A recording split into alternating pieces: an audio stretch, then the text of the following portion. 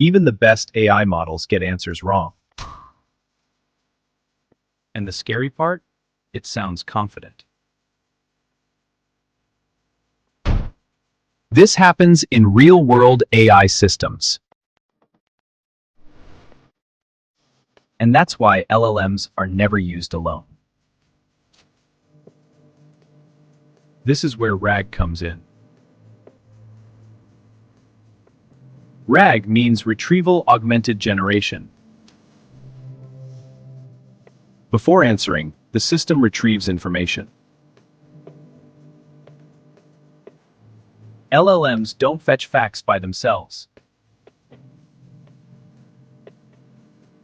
RAG brings real, external knowledge. That's how hallucinations are reduced. The output is grounded in real data. This is how real AI products are built. That's why AI jobs focus on systems.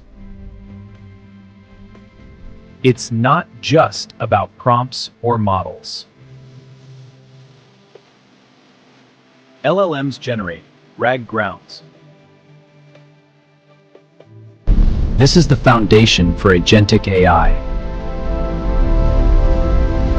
If you want to truly understand AI, follow this channel.